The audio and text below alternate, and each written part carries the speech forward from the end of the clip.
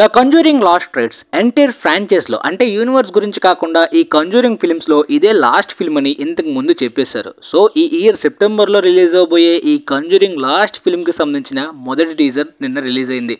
Release అయిన ఆ టీజర్లో ఈ కంజూరింగ్ లాస్ట్ ఫిల్మ్లో మనం ఏ కేసుని చూడబోతున్నాం అనే డీటెయిల్స్ ఎంతవరకు చూపించారు. నేనైతే పర్సనల్లీ ఆ కేసు గురించి తెలుసుకున్నాను. సో ప్రీవియస్ కేసెస్ కన్నా ఈ కేసు కాస్త భయంకరంగా ఉంటుందా, ఈసారైనా మనకి మెమరబుల్ హారర్ ఎక్స్పీరియన్స్ ఇస్తుందా అంటే ఈ కేసు అనేది అంటే థర్డ్ పార్టీ యొక్క కేసు కూడా బాగా పాపులర్ అండ్ సెన్సేషనల్ అయినప్పటికీ అదొక డీమోన్ వైబ్స్ కన్నా క్రైమ్ థ్రిల్లర్ వైబ్స్ ఎక్కువ ఇస్తాయి.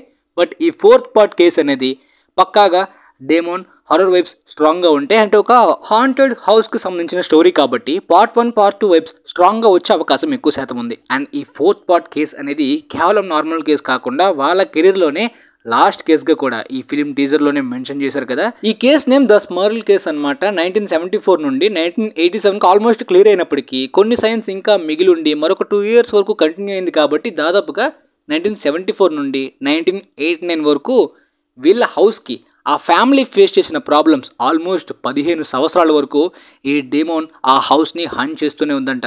అఫ్ కోర్స్ పర్సనల్లీ నాలానే చాలా మందికి ఇది రియల్ లైఫ్ కేసెస్ అయినప్పటికీ సినిమాల గురించి చాలా మార్పులు చేర్పులు చేస్తారు తప్పించి కంప్లీట్గా వీటిని నమ్మాలని అనిపించదు. ఇలాంటివి చాలా మంది నమ్మరు. కాకపోతే అఫీషియల్గా అంటే పారానార్మల్ ఇన్వెస్టిగేటివ్ సైంటిఫిక్ రిపోర్ట్స్ కూడా ఇలాంటి కేసెస్ గురించి నేను తెలుసుకుంటూ ఉంటాను. వాళ్ళ ఫైనల్ రిపోర్ట్స్ ఎంతవరకు పర్ఫెక్ట్గా ఉంది, కన్విన్సింగ్గా ఉందని. ఎందుకంటే సైన్స్కి తగ్గట్టు వాళ్ళ ప్రూఫ్స్ అండ్ ఎవిడెన్స్ ఇలాంటి కేసెస్లోని రియల్గా ఉన్నాయా.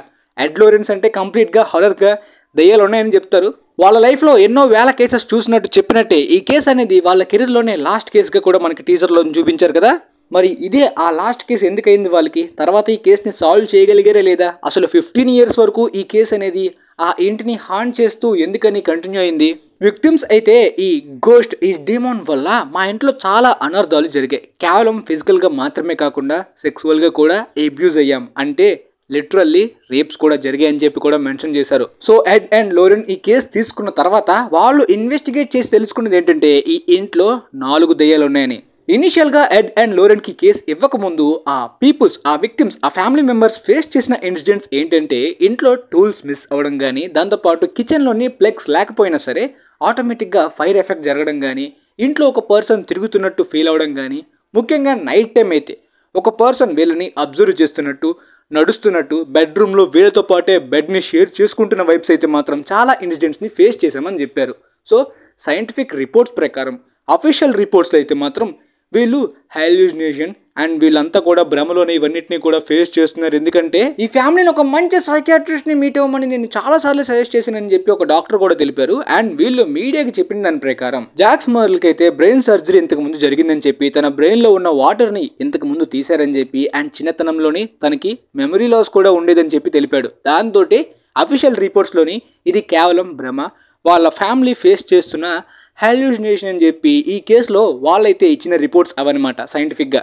కానీ ఆ ఇంట్లో కొన్ని స్ట్రేంజ్ ఇన్సిడెంట్స్ జరిగినట్టు ఆడియో టేప్స్ ప్రూఫ్స్ కానీ, వీడియో టేప్స్ ప్రూఫ్స్ కానీ ఎడ్ అండ్ లోరెన్స్ దగ్గర ఉంది. వాళ్ళు ఇంతకు ముందు చూసిన కేసెస్ అన్నిటికీ సంబంధించిన ప్రూఫ్స్ అయితే వాళ్ళ దగ్గర ఉంటే వాళ్ళు ఇండిపెండెంట్గా వర్క్ చేస్తూ ఉంటారు ఇలాంటి ఇన్వెస్టిగేషన్స్లోని. కాబట్టి అఫీషియల్గా వాళ్ళ రిపోర్ట్స్ వేరు, వీళ్ళు సాల్వ్ చేస్తున్న కేసు రిపోర్ట్స్ వేరేగా ఉంటాయి. ముందుగా ఎడ్ వారెన్ కూడా నిజంగా రేప్ జరిగినట్టు, అటాక్స్ జరిగినట్టు బిలీవ్ చేశాడు. ఎందుకంటే ఆ ప్రూఫ్స్ కానీ ఆ ఇమేజెస్ కానీ అతను ఫేస్ చేసిన దాన్ని బట్టి కూడా ఆ గోస్ట్ అనేది చాలా పవర్ఫుల్ అనే విషయాన్ని అతను తెలుసుకున్నాడు. అండ్ తన వైఫ్ లోరెన్కున్న ఎబిలిటీస్ ప్రకారం ఎవరు చూడలేని డెమోన్స్ని తను మొత్తం ఫీల్ అయ్యి చూడగలదు. సో ఆ విధంగా తను చూసిన ఇమేజెస్ కానీ వీడియోస్ కానీ చాలా భయంకరంగా ఉన్నాయి. దానివల్ల తను కూడా ఎఫెక్ట్ అవ్వడం కూడా ఈ కేసులో రిపోర్ట్ అయింది.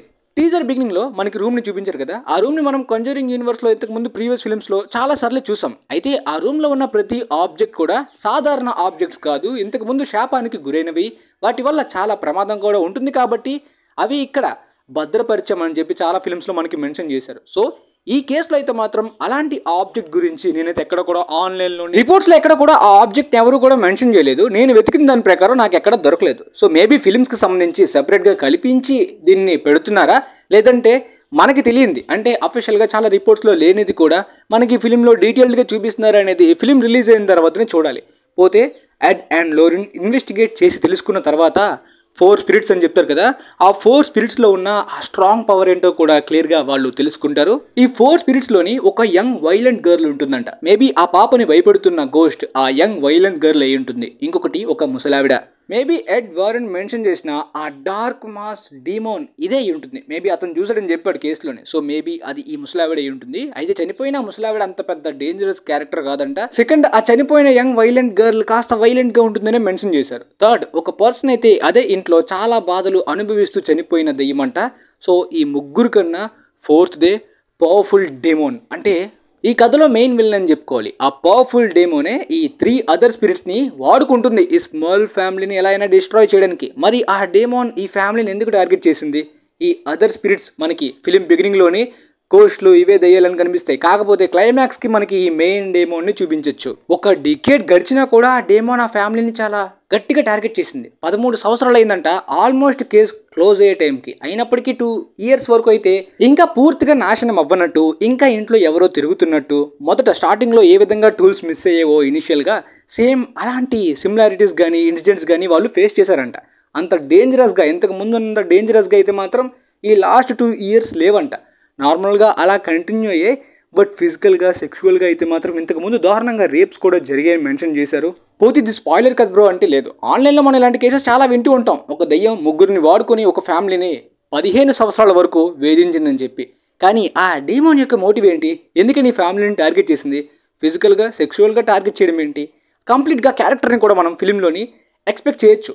అలా పెడితేనే ఇంకా ఇంట్రెస్టింగ్గా ఉంటుంది స్టోరీ టెల్లింగ్లోని. పోతే 1989కి కంప్లీట్గా సాల్వ్ అయిపోయింది అనే వైబ్స్ వచ్చేసాయి ఆ ఫ్యామిలీకి.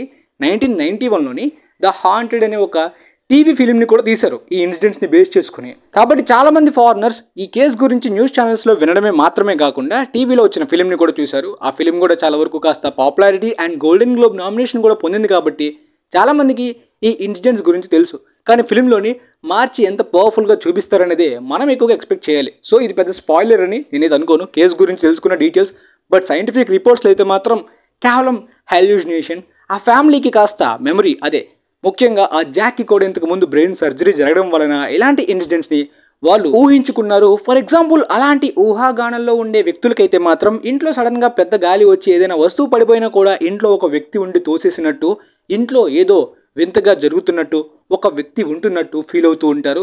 ముఖ్యంగా ఆ ఆడియో టేప్స్లో కూడా ఏదో ఒక నాయిస్ వినిపిస్తుంది కానీ ప్రాపర్ క్లారిటీ అయితే లేదు. చాలా వరకు ఆ వాయిస్ కూడా ఏదో ఒక గాలి వల్ల వచ్చిన వాయిస్ లానే తప్పించి ఒక రియల్ గోస్ట్ ఆర్ స్పిరిట్ మాట్లాడినట్టు ఎక్కడ కూడా లేదు. బట్ ఎడ్ అండ్ లోరెన్స్ వాళ్ళిద్దరూ కూడా ఆబ్జెక్టివ్ ఎక్కువ శాతం ఇండిపెండెంట్గా పనిచేసే ఇన్వెస్టిగేటర్స్ కాబట్టి వాళ్ళు ఈ దెయ్యాలని నమ్ముతూ ఉంటారు, ఇలాంటి కేసెస్ని పోరాడమని చెప్తూ ఉంటారని చెప్పి సైంటిఫిక్ రిపోర్ట్స్లో అయితే మాత్రం దీని గురించి ఫాల్స్, కేవలం హెల్యూజినేషన్ అని చెప్పి అన్నారనమాట.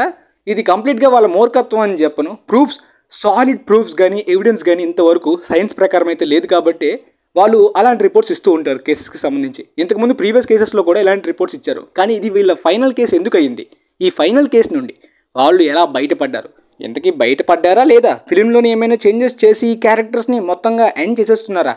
అండ్ ఈ యూనివర్స్ ఈ ఫిలింతో ఎండ్ అయిపోతుందంటే ప్రాబబ్లీ ఒక పేజ్ 1 లాగా ఇప్పటికైతే మాత్రం ఒక సాగా అయినట్టు మరొక సాగాతో కంటిన్యూ చేసే అవకాశం కూడా ఉంది. ఒకవేళ ఇది కానీ బాగా క్లిక్ అయింది అనుకోండి, ఈ కంజూరింగ్ పేరు మీద మరొక కొత్త క్యారెక్టర్స్ తోటి కంప్లీట్గా రీబూట్ టైప్లోని రీవిజిట్ చేసినట్టు టైమ్ లైన్ జంప్స్ కూడా జరగచ్చు. చాలా వరకు పీరియాడిక్ టైమ్ లైన్స్ నుండి మనకి దాదాపుగా 1989 టైమ్ లైన్ వరకు స్టోరీ ఈ లాస్ట్ రైట్స్లో చూడబోతున్నాం. సో 1990s తర్వాత కూడా ఇలాంటి పారానార్మల్ యాక్టివిటీస్ ఏమైనా జరిగాయా?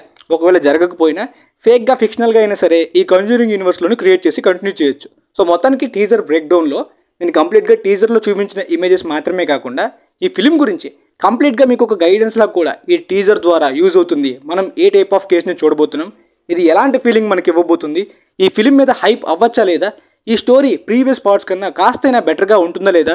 ఎందుకంటే ప్రీవియస్గా కంజూరింగ్ యూనివర్స్లో ఎన్నో డిసప్పాయింట్మెంట్స్ చూసాం కదా. సో మనకి ఎంతవరకు ఇంట్రెస్ట్ ఉంటుందా లేదా అనే క్లారిటీ అయితే ఈ వీడియో ద్వారా ఇవ్వడానికి ప్రయత్నించాను. సో మేబీ మీకు ఇంట్రెస్ట్ వచ్చిందా లేదా అనేది, ఈ కేస్ కంజూరింగ్ 1 and 2 లాంటి హాంటెడ్ హౌస్ లాంటి వైబ్స్ ఇచ్చేయా లేదనేది కూడా కింద కామెంట్ సెక్షన్లోని పక్కాగా మెన్షన్ చేయండి. మీ ఫ్రెండ్స్లో ఎవరైనా కంజూరింగ్ ఫ్యాన్స్ ఉన్నా, ఈ ఫిలిం మీద ఇంట్రెస్ట్ ఉన్నా వాళ్ళకి కూడా ఈ వీడియోని షేర్ చేయండి. పక్కాగా వాళ్ళకి కూడా మేబీ యూజ్ అవ్వచ్చు నేను అనుకుంటున్నాను. And thanks for watching guys.